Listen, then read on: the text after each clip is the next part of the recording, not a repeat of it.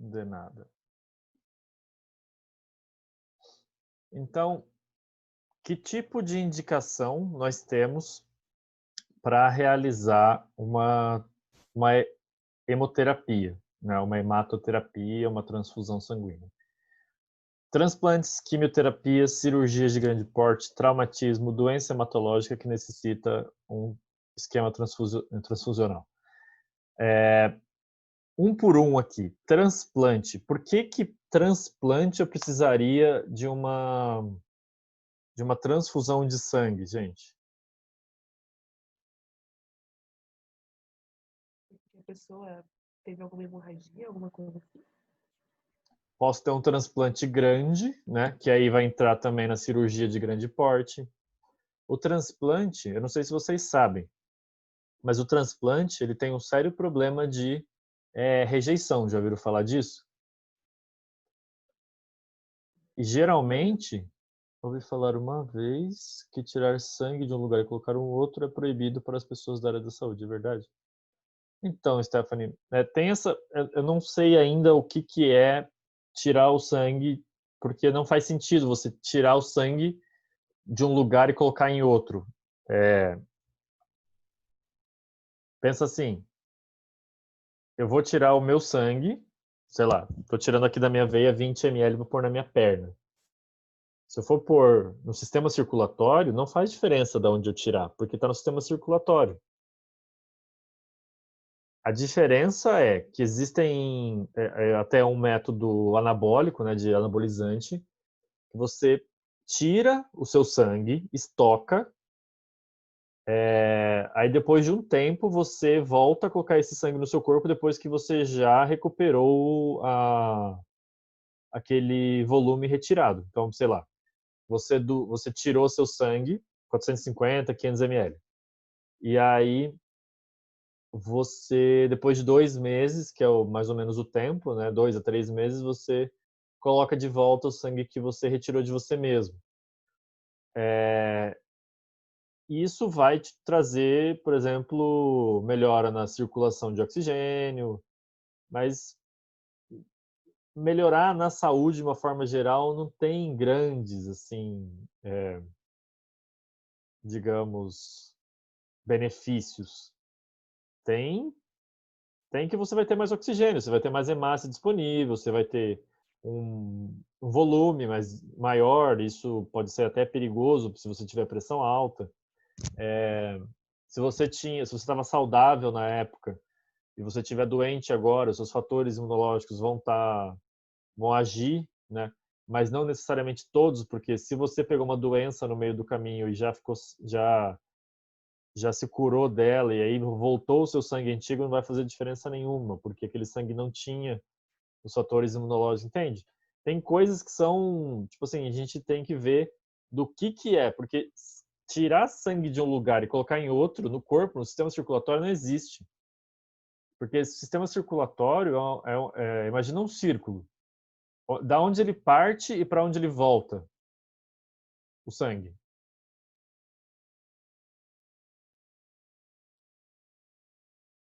Do coração. Então, assim, ele sai do coração, vai para os órgãos, volta para o coração.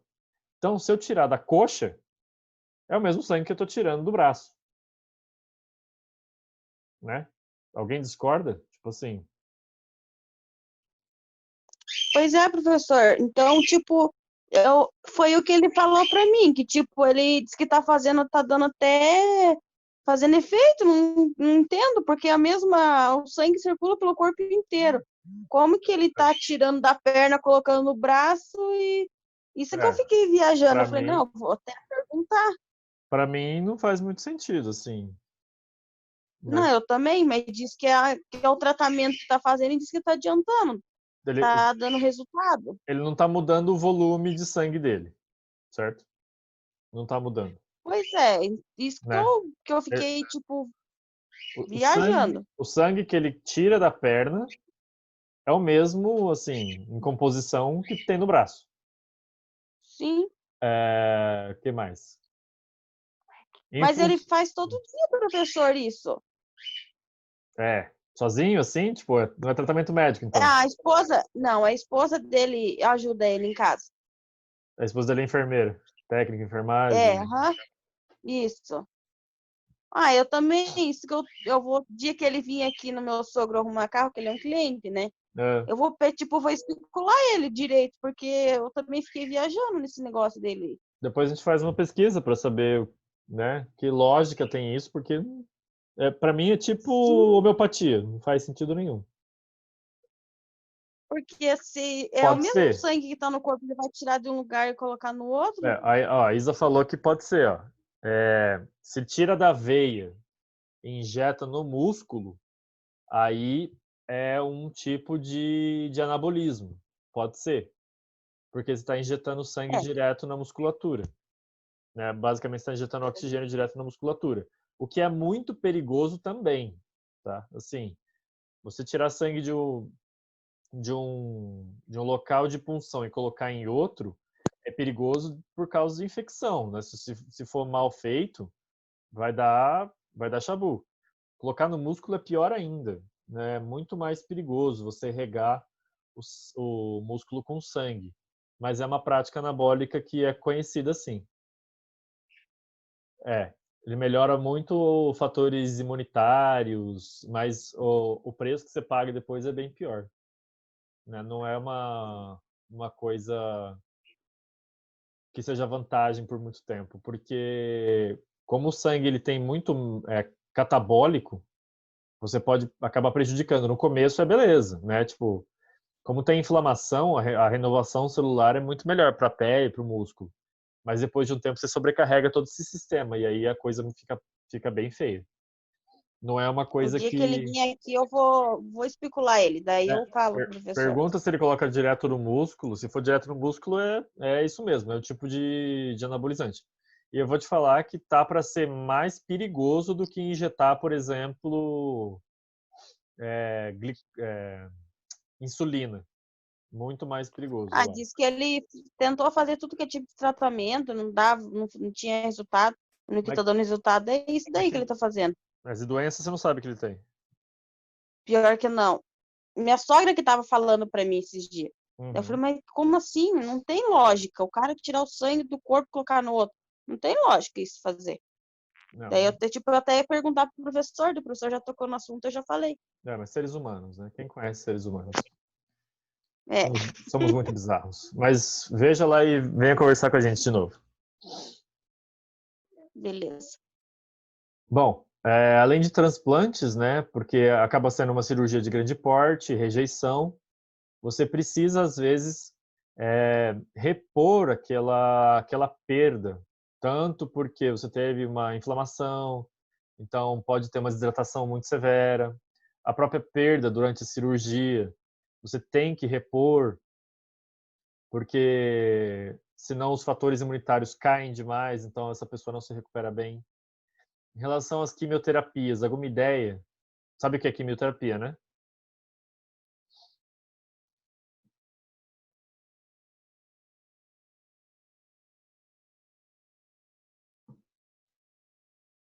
Quimioterapia, pessoal? Sim. Então, a quimio, ela é uma, um jeito de tentar combater câncer, né, principalmente. Então, não sei se vocês sabem, as quimioterapias, elas não atingem só as células cancerígenas, elas atingem o corpo todo. Por isso que quem faz tratamento com quimioterapia fica muito mal, né, no começo, principalmente, né, para destruir as células doentes, né, mas geralmente, Vanessa, ela não ataca só elas, ela acaba reagindo com o corpo inteiro. Então ela pode gerar muito catabólito do sangue e aí uma transfusão sanguínea melhora muito a saúde do paciente, principalmente em relação à imunologia. É muito comum hoje, né, você fazer uma coleta pré-quimioterápica, ou seja, antes de você iniciar a quimioterapia, faz-se uma coleta sanguínea, deixa estocado para esse próprio paciente, né? Você pode fazer isso bem antes de iniciar a quimioterapia, para você ter um estoque bom, porque senão você precisa ficar correndo atrás de doador, precisa tirar do estoque que já existe no hospital, nas agências transfusionais. Isso acaba tendo um custo muito alto. Então, se o próprio paciente se colaborar e doar sangue para si mesmo, né, uma autotransfusão, fica muito mais simples de fazer. Então, isso melhora muito a saúde do paciente. Traumatismo, claro, né, digamos, o cara perdeu um braço. Então, quanto de sangue já foi aí? Então, cada braço tem mais ou menos 2 a 3 litros de sangue, uma perna 4 a 6 litros de sangue. Então, essas transfusões são muito importantes para ajudar nesse tipo de problema. Doença hematológica. Alguém conhece alguma doença hematológica? A gente tem muitas doenças muito famosas aí que precisa de transfusão todo mês, praticamente. Alguma que vocês conheçam?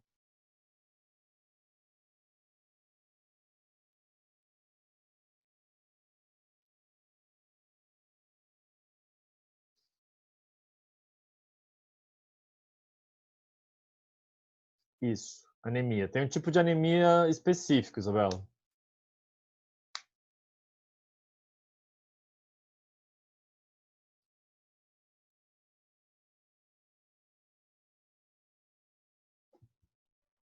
Aquela anemia falciforme, A anemia falciforme não necessariamente precisa de transfusão, ela pode requerer em alguns casos. Mas tem outra doença bem importante que precisa. Leucemia, às vezes precisa de transfusão. Tem mais uma importante.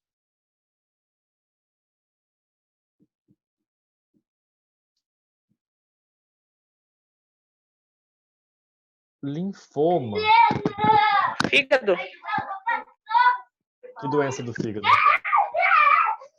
Esqueci o nome, professor. Eu lembro que minha vizinha aqui, ela faz a transfusão. Deixa eu ver aqui, fala só um pouquinho. Tá. Fica de pesquisa para vocês por enquanto, tá?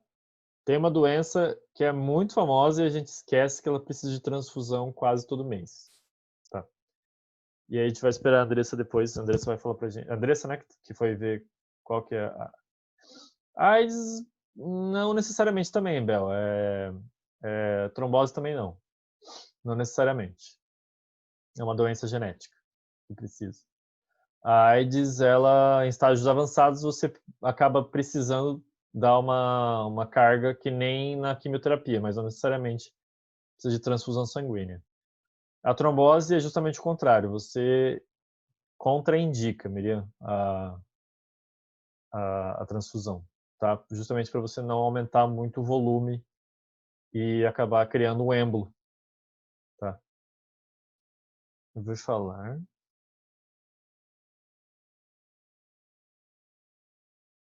Assim, é proibido. Assim, de forma geral, só para responder a Stephanie de volta, de forma geral, essas práticas que não têm apoio na ciência, elas são proibidas simplesmente porque, cara, vai dar ruim, você vai se ferrar. E aí você proíbe uma coisa que, na verdade, a pessoa devia ter a lógica mínima de pensar, pô, isso aqui vai me fazer mais mal do que bem, e não fazer. Mas aí, né, a gente tem que entender que somos seres humanos. Bom, o regramento, né, jurídico da transfusão está basicamente no artigo 199 da Constituição Federal, né, que vai falar que tudo que for que precisar regular partes biológicas, né, então transfusão, transplante, transporte de sangue, derivados, ela vai ser vedada de comercialização, a primeira coisa, e vai ter lei específica para cada um, tá?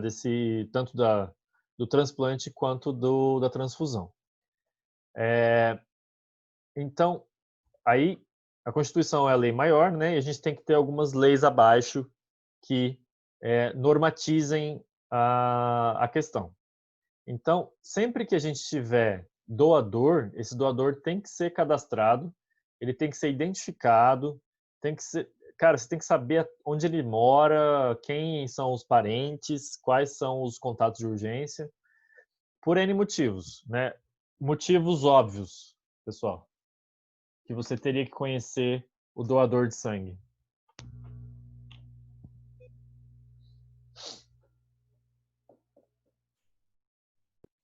Pra saber se ele pode ter alguma doença, né?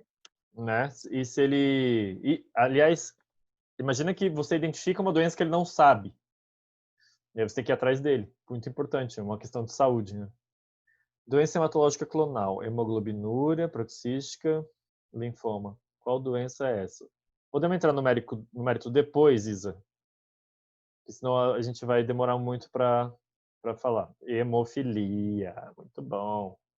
É isso aí, hemofilia é uma das mais importantes que precisa de transfusão de sangue, né? Então, hemofilia, a gente vai ver também, eu vou falar dessa hematológica clonal, né, que a Isa falou, a gente vai falar mais para frente, tá bom? Então, cada vez que a gente vai descendo, né, na especificidade da lei, a gente agora vai ter aqui, ó, Lei 10.205. Essa lei, ela vai basicamente falar como é que você tem que fazer a coisa. Então, como que se faz uma coleta, o transporte, como que você processa, desde o início até o fim da cadeia, né? Então, por exemplo, a EBSER. A EBSER está pautada nessa lei, certo? Que está pautada na Constituição Federal e na Lei 7.649. Então, para fazer tudo isso, né, fazer um POP, por exemplo, fazer um procedimento operacional padrão, tem que estar respaldado em toda essa ladainha, eu diria, né? Porque é muita lei para você reger, né? Você gerir um banco de sangue, uma agência transfusional, precisa estar muito esperto nessas coisas aqui. Aliás, vou falar para vocês que trabalhar em banco de sangue e agência transfusional é a coisa mais maravilhosa do mundo. Se vocês tiverem oportunidade, não desperdicem. É muito tranquilo e é muito gostoso de trabalhar, né? É um trabalho bem específico e é como se fosse o centro cirúrgico, né? O centro cirúrgico e a CME, eles são locais muito bons de trabalhar. Para quem está cansado da enfermaria, por exemplo, então a agência transfusional é muito legal para ir. Aí você tem que saber também que o COFEN, né, lançou a resolução 511 de 2016, que vai falar como que é a nossa atuação em hemoterapia. Existe especialização para enfermagem em nível superior, tá? E existem cursos de capacitação em hemoterapia para técnico de enfermagem também.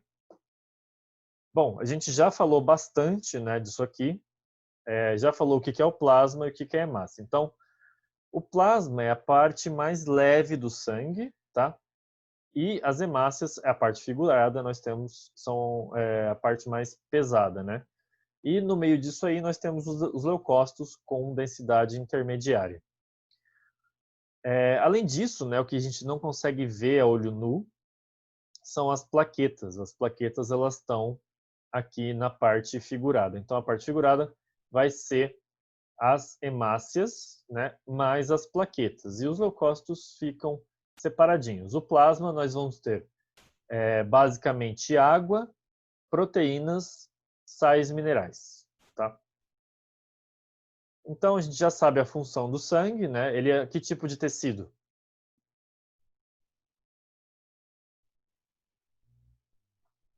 Eu não canso de perguntar isso porque vocês têm que saber.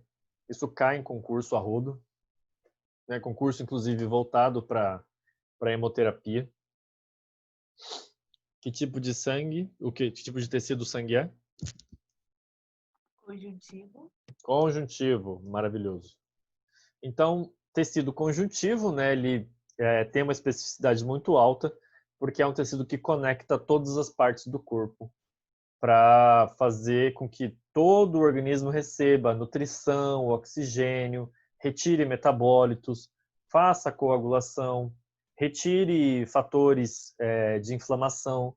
Tudo isso o sangue faz e tem que fazer, só que ele tem que estar muito saudável para isso, né? E ele estando saudável, ele pode ser um candidato para transfusão sanguínea. Essa transfusão sanguínea, pessoal,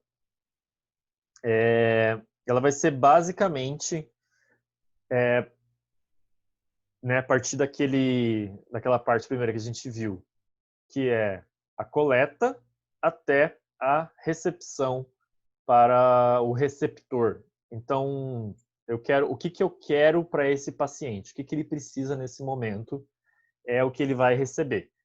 Se ele precisar de concentrado de plaquetas, eu não vou dar um concentrado de hemácias que vem basicamente tudo do sangue, né? Eu vou ser muito específico naquilo que eu vou dar para o paciente, principalmente porque é um recurso muito valioso e, além disso, dar muito, né, dar tudo aquilo que você tem pode acabar fazendo mal para o paciente ao invés de fazer bem, tá? Então, o objetivo principal, sempre restabelecer perda aguda, né, ou perda crônica. Então, olha só, as anemias, né, transplantes de medula e quimioterapia. A gente falou, né, no nosso brainstorm ali de medula. Então, a gente está falando de que tipo de medula aqui?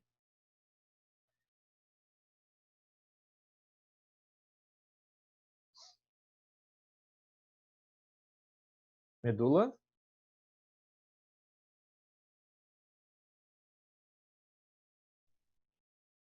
óssea. Que cor? Vermelho. Então, quando existe... o que precisa para fazer um transplante de medula óssea vermelha? A primeira coisa é que você tem que matar a medula óssea do receptor, para que não haja, para que tenha a mínima possibilidade de rejeição.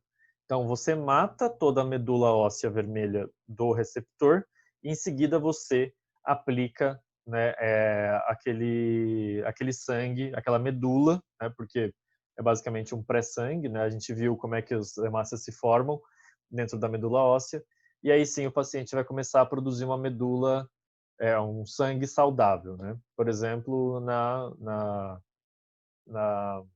gente, a gente acabou de falar.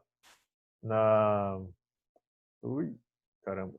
Na leucemia, né, um dos tratamentos, né, que talvez fosse o futuro, seria um transplante de medula. Qual que é o problema do transplante de medula? Ele é muito específico, né? Então, 1 a cada 100 milhões tem uma compatibilidade de 100%, ou às vezes menos que isso, e eles arriscam mesmo assim para tentar salvar a vida do paciente.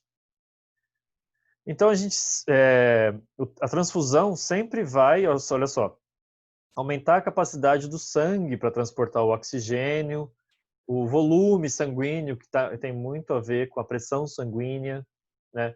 A imunidade, distúrbio de coagulação, que nem na hemofilia. Então, tudo isso serve para... a transfusão sanguínea serve para melhorar esses aspectos.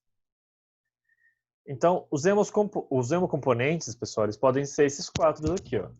Concentrado de hemácia, plasma, plaqueta ou crioprecipitado, tá? Então, como é que eles vão ser retirados? Cada um desses aqui tem um processo diferente. Eu acho que não vou entrar muito no mérito, porque senão fica muito maçante. Mas existe filtragem, centrifugação, congelamento. Cada um desses aqui vai ser passado de várias formas, vai ser produzido. Só que percebe que aqui a gente está falando de hemocomponentes ainda. Os hemoderivados a gente vai falar depois. Tá? Existe um conceito, né, chamado de hemovigilância, que basicamente vai abranger tudo aquilo que for de sangue, né, desde do cadastramento de um doador até o receptor. A hemovigilância tem que atuar, né? Por que existe a hemovigilância? Pelo mesmo motivo que existe a vigilância sanitária, a epidemiológica, pelo mesmo motivo. Para que nós tenhamos cada vez mais qualidade, cada vez menos erros, tá? E onde é que está a maior parte dos erros em hemoterapia, vocês acham?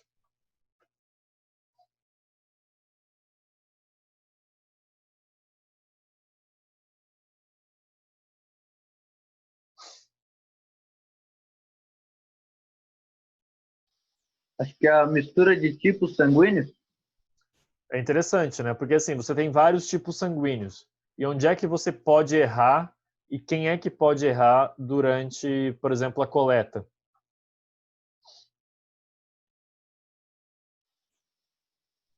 A pessoa que retira o sangue e faz a análise dele, Quem né? que é essa, quem Para que é essa saber pessoa? qual é o tipo. Não sei, o enfermeiro. Meu primo era biotecnólogo, ele fazia essa análise também no laboratório que ele trabalhava. Uhum. Toda a cadeia que a gente viu no primeiro slide, ela pode ser comprometida por qualquer um das pessoas envolvidas. Vocês ainda não tiveram a matéria de coleta e de exames, tá? Mas eu já vou adiantar para vocês que na coleta de exames, 70% dos erros são cometidos pré-análise. O que quer dizer isso? Quer dizer que eles são cometidos antes de chegar no laboratório e quem faz isso é a enfermagem. Então, 90% das pessoas que coletam o sangue são da enfermagem e são eles, né, somos nós, no caso, que cometemos a maior parte dos erros. Na hemovigilância, a hemovigilância diz que na coleta e no transporte, né, dos hemocomponentes, quem mais erra e quem mais está envolvido é a enfermagem também. Então, por isso criou-se a hemovigilância, gente, né? Por isso que você tem que sempre criar alguém que controle as coisas. Não é porque tá tão desconfiado de você, é porque todo mundo é humano e alguma hora vai errar, ou porque está cansado, ou porque não quer mais fazer aquilo, ou por X motivo, né? Então, quem que é o prejudicado no seu erro? Quem que é o prejudicado no erro de vocês no futuro? É o paciente. Paciente. É o paciente. Então, assim, se os pacientes forem prejudicados, quer dizer que vocês estão ou não cumprindo com a profissão de vocês, com o juramento de vocês? Não estão. Não estão. Não. Não estão, né? Então, assim, por isso que precisa, quem quiser trabalhar com essa parte de hemoderivados, hemocomponentes, cara, é uma área muito maravilhosa, né? Muito deliciosa. A Isabela adora, inclusive. É muito importante que se saiba o que se está fazendo. Muito importante, né? Conheça todas as leis, todas as etapas, repita todas as etapas várias vezes. Então, porque a gente tem vários tipos sanguíneos, às vezes, e vários pacientes, né, vários doadores, vários receptores, às vezes comete-se um erro. Falta 10 minutos para a gente encerrar, tá? Me ajudem a controlar aí. Então, é por isso que a gente tem que criar uma hemovigilância, tá? Então, para um serviço de hemoterapia, né, o que é um serviço de hemoterapia? É basicamente uma agência transfusional, se a gente for falar de um hospital. Então, precisa sempre ter, basicamente, né? Deixa eu ver se tem aqui. Aqui não vai ter. Vai sempre precisar de um médico. Por quê? O médico ele vai saber identificar, não que a gente não saiba, mas ele vai saber identificar e fazer a conduta, a melhor conduta para em caso de reação transfusional. A gente vai ver mais para frente o que é isso, tá?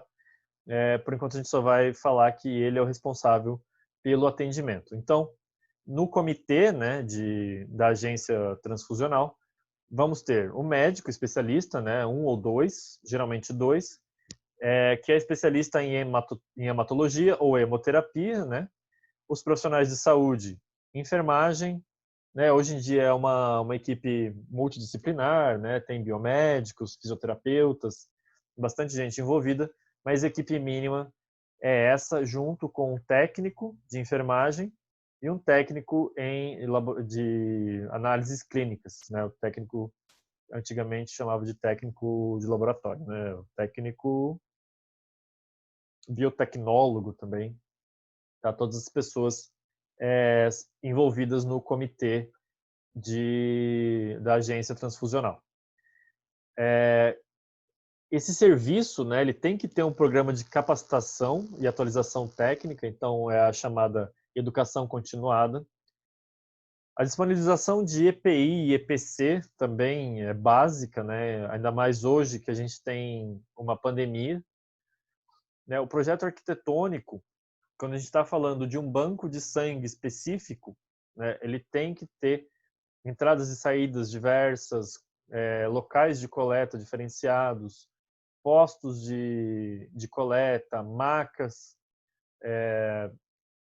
o jeito que esse sangue vai adentrar o laboratório para não ter contato com as pessoas, onde que vai ser feita a captação de, por exemplo, plaquetas por aferes, e todas essas coisas têm que estar no projeto arquitetônico, né? Então, essa estrutura física, né, inclusive para você conseguir ter um ambiente acolhedor e não um ambiente estranho, né? Porque se você quer receber um doador, infelizmente você tem que tratar ele bem. Não que infelizmente, mas, cara, a pessoa está ali de livre e espontânea vontade, né? Às vezes por uma folga no serviço, mas ainda é livre e espontânea vontade. Então, ser amigável, ser receptivo também faz parte da estrutura física, né? Inclusive lá em Ribeirão Preto existia a semana do doador, né?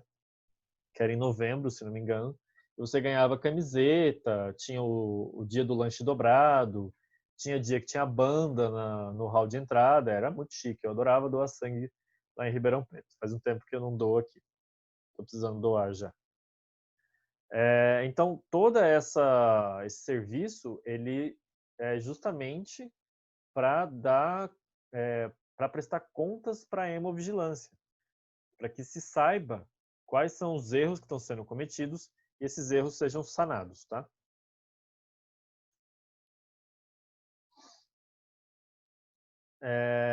Então, se eu tenho fonte de energia de emergência, se eu tenho um sistema de gestão de qualidade, se eu tenho a validação de processos de garantia, registro de integridade de arquivos, principalmente, né? Que eu preciso guardar todos os arquivos por no mínimo 20 anos, como isso é feito, se é feito de papel, onde está armazenado esse papel, se é via digital, se está sendo já processado para via digital aqueles papéis, né? Como que é feito o descarte dos produtos que são utilizados, como que é o sistema que vai dar origem ao ciclo do sangue. Então, como que você capta esse sangue, como é que você faz a triagem, processa, armazena e distribui, e como é que é o procedimento transfusional e da hemovigilância. Porque a hemovigilância, né, ela cuida muito de reações transfusionais. Então, esse ciclo do sangue, ele é muito importante no momento que você começa a trabalhar dentro da hemovigilância, dentro do serviço de hemoterapia. Tá? Tem uma certa corrente hoje em dia que diz que nós não precisamos mais de transfusão sanguínea, que existem outros recursos. Isso não é mentira, tá? Só que o que não se vê é que, assim, vocês lembram como é que chama aquela religião que não permite que seja feita a transfusão sanguínea?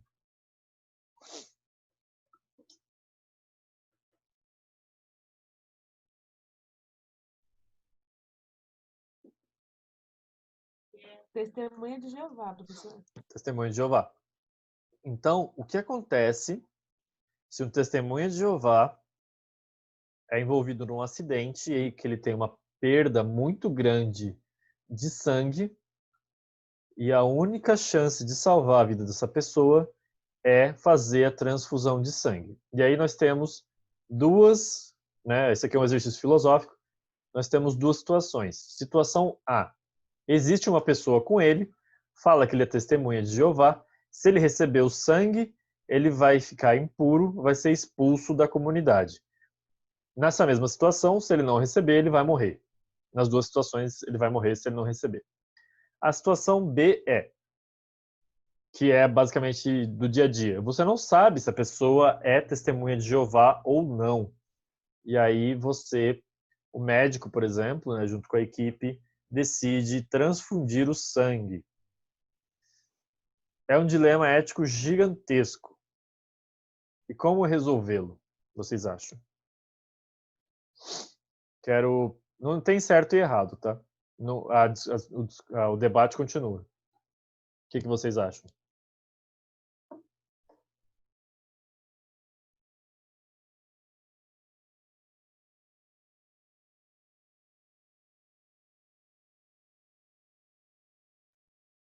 Professor, eu sei que a nossa obrigação é fazer todo o possível, mas também sei que é uma questão ética. Não dá para fazer a transfusão e não contar, né? Não. Pois é, não dá.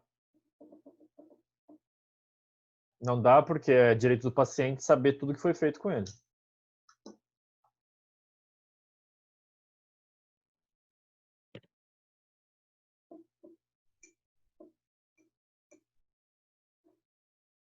Estão com medo, né? Vocês querem que pare de gravar para a gente discutir?